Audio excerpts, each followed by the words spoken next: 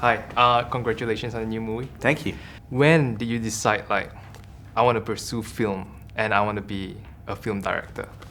It was when I was a teenager. I was already interested in cinema and I loved movies and I loved going to the movies. And I knew I wanted to do something in film. And I think when I was like 14, I saw this documentary about Sam Raimi and the Evil Dead, and that was on British TV. And hearing about his story and how he got started, that's what made me want to be a film director. Right. How were your family when you tell them, I want to pursue this? Well, they were very supportive actually. My parents are both art teachers. Right. So they both did art, and both me and my brother were kind of artistic sort of growing up. So my parents had always been very supportive of it. They, we lived in the kind of the country in England. Yes. So we didn't have any connections in the film industry. Right. So it's definitely like an uphill struggle, but it was they've always been really supportive of what me and my brother have done. I've gathered some questions from local filmmakers. Sure. Yeah, and I made sure they follow your work, right? So first one we have from Ismail Kamarul. He's a film producer and director. And his question is, if you had to name one film as your favorite of all time, what film is it? It could be your own.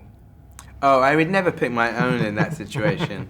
I have several favorite films.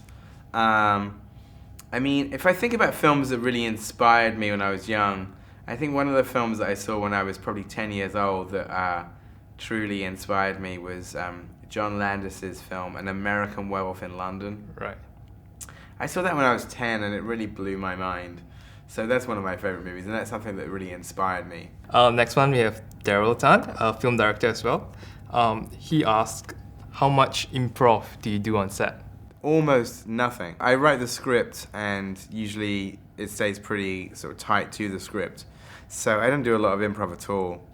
On this movie, Jamie Foxx occasionally would come out with extra lines that were really great.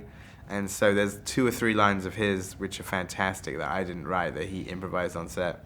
But other than that, it's pretty tight to the script. And we have Wee Jun, a film director. He says, you are known for creative transitions. Do you keep a notebook of ideas or do they come off the cuff? Usually, when does it occur the most? Like during writing, shooting, or editing? A bit of everything. Yeah. Not often in the editing. Usually it's either I wrote it into the script or I drew it in the storyboards, or sometimes it will come up on set. I'll spot something. Yeah. For example, in this movie, there's one with a coffee cup that then turns into an elevator button. Yeah. And that's something that I'd already shot the bit with the cup. Yes. And I thought that was an interesting way to end the scene. And then I noticed in the next scene in the elevator, there's a button. So I sort of said, let's match up the button so it's exactly the same as the lift, as the coffee cup. So that was something that came up on set. Yeah. But usually you have to have shot something. It's not, they're usually all worked out before we get into the edit. I've seen the movie, and my personal favorite scene from Baby Driver is when Kevin Spacey dropped Ansel back at his place, and when he pressed the elevator for him, and there was a symbolism there where, in the end, he still took the stairs as to show Yeah. Oh, that's great. That's I love moments like this. Would you say that I miss any more moments like this in Baby Driver, or is that the only one?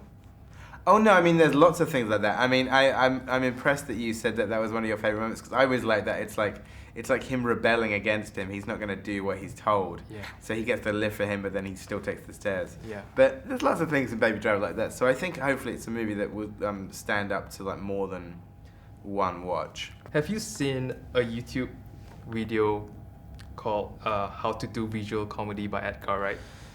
Yes. Yes. By Tony Zhu, it's called Yes. Every Frame a Painting. Yes, I have. Exactly. What do you think of it? When it came out, maybe 3 years ago. Yeah. And it's very flattering because I put a lot of work into my movies, and for that to be recognized is really sweet. How important is film school? It is not important because I've never been to film school. So I didn't really go to film school. I went to art college for 2 years and did a foundation course, but I never did a course in film and TV. I was turned down for most of the courses. Yes. So I'm working, doing movies, and I didn't go to film school, so I think it's highly possible to not go to film school. What's the most important thing as a film director or as an aspiring film director? I think you just got to find your voice and find your style. I think the most important thing is to just try and shoot as much as you can. You know, I mean, I didn't come from any kind of like rich background and stuff, so any of my early efforts are just kind of like me scrounging around like whatever like equipment I could to kind of try and make a movie. Yeah. So I made stuff on the like a zero budget. I think the main thing is the only way to really learn is to actually do it. So you've got to figure out ways, how can I actually get behind a camera and start making movies. For Baby Driver, right? Music is a big part of the film. I've even checked that you send like thumb drives of the tracks with the script to the talents. What was the criteria for a song being chosen for a scene? It'd be songs that I would listen to them, they would make me think of different action scenes.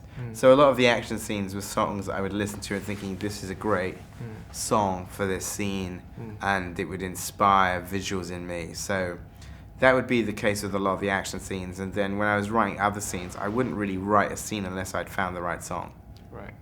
Hello there, I'm Edgar Wright. I would like you to see my movie Baby Driver in cinemas. It was made for the big screen, and it was made to be heard loud, and I'm very proud of the movie.